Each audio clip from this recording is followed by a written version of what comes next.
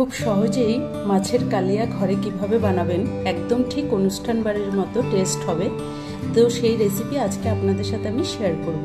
খুব সিম্পলভাবে, খুব সহজভাবে আপনারাও কিন্তু ঘরে এভাবে বানিয়ে খেতেই পারেন। তো চলুন কিভাবে আজকে মাছের কালিয়া বানিয়েছি আপনাদের সাথে একবার শেয়ার করি। নমস্কার বন্ধুরা, আমি সুজাতা, আপনাদেরকে সুজাতাস কিচেনে অনেক অনেক স্বাগত। রুই মাছের কালিয়া বানানোর জন্য এখানে আমি ফ্রেশ রুই মাছ নিয়েছি, ভালো করে ধুয়ে পরিষ্কার করে রাখা আছে। এর মধ্যে এবার কিছুটা নুন দিয়ে দেব, দিয়ে দিচ্ছি হলুদ গুঁড়ো, সামান্য লঙ্কার গুঁড়ো, ভালো করে মাখিয়ে নেব। মাছের গায়ে যেন নুন হলুদ লঙ্কাটা ভালো করে লাগে সেভাবে ভালো করে মেখে নিতে হবে। মাছটাকে ভালো করে মেখে নিয়েছি, এবার রান্নাটা শুরু করব। কড়াইটা ভালো করে গরম করে নিয়েছি, এর মধ্যে দিয়ে দিচ্ছি সর্ষের তেল। পুরো রান্নাটা সর্ষের তেলে করলে বেশ ভালো হবে। তেলটাকে ভালো করে গরম করে নিয়েছি, এবার আমি একে একে মাছগুলো ভেজে নেব। মাছটাকে একটু লাল করে ভেজে নিতে হবে। এবার উল্টে দিচ্ছি। মাছটা কিন্তু লাল করে ভেজে নিয়েছি, এবার মাছগুলোকে তুলে নেব।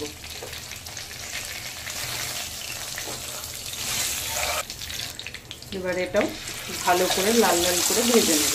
মাছটা কিন্তু খুব সুন্দরভাবে এটাও ভাজা হয়ে গেছে, উঠিয়ে নিচ্ছি। তেলের মধ্যে দিয়ে দেব দুটো শুকনো লঙ্কা, দুটো তেজপাতা, একটু গোটা গরম মশলা, সামান্য অল্প করে জিরে ফোড়ন। ফোড়নটাকে একটু ভেজে নিতে হবে। দিয়ে দেব বেশ কিছুটা পেঁয়াজ কুচি, একটা বড় সাইজের পেঁয়াজ ভালো করে কুচিয়ে দিয়েছি। পেঁয়াজটাকে ভালো করে ভেজে নেব। পেঁয়াজটাকে ভালো করে ভাজা হয়ে গেছে, হাফ চামচ রসুন বাটা দিয়ে দিলাম, 1 চামচ আদা আর কাঁচা লঙ্কা বাটা। একটু ভালো করে নেড়ে নিতে হবে।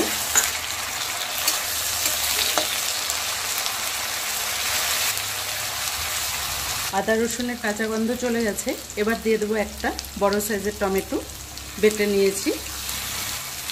টমেটোটাকে দিয়ে ভালো করে আবার কষাতে হবে যতক্ষণ না টমেটোর কাঁচা গন্ধটা চলে যাচ্ছে। দিয়ে দেবো সামান্য লবণ, হলুদ গুঁড়ো, ঝাল লঙ্কার গুঁড়ো, ভালো করে একটু নেড়ে দেব। দিয়ে দেবো সামান্য অল্প করে কাশ্মীরি লঙ্কার গুঁড়ো, ভালো করে একটু নেড়ে দেব।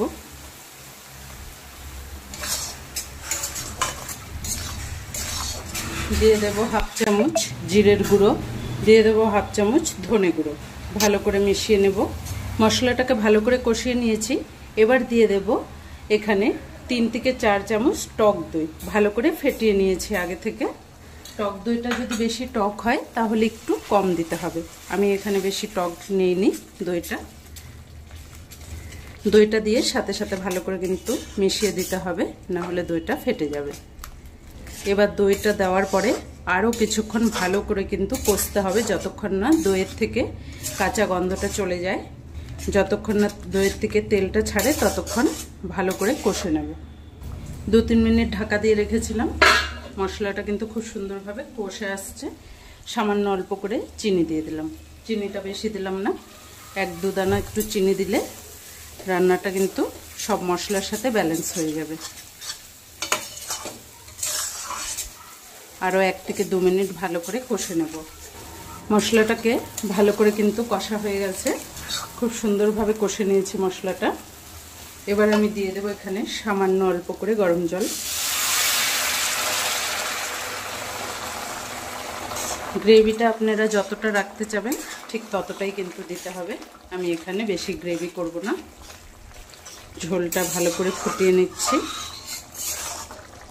ঝোলটা ভালো করে ফুটে গেছে, এবার দিয়ে দেব ভেজে রাখা মাছটা।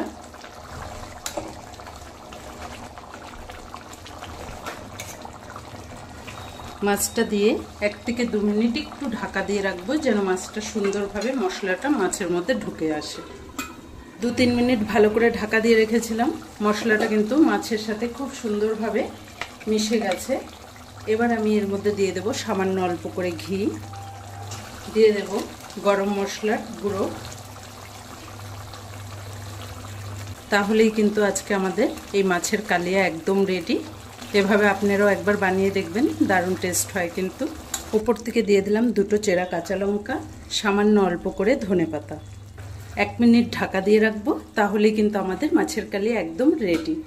এবার আপনাদেরকে ঢেলে সার্ভ করে দেখাচ্ছি। এবার ঢালার পরে দেখুন কতটা সুন্দর হয়েছে, খেতেও কিন্তু এটা ঠিক ততটাই টেস্ট হবে। তো আজকের এই মাছের কালিয়ার রেসিপি আপনাদের কেমন লেগেছে কমেন্ট করে অবশ্যই জানাবেন। যদি ভালো লাগে চ্যানেলটাকে একটা লাইক দিয়ে অনেক অনেক শেয়ার করে দেবেন। ধন্যবাদ।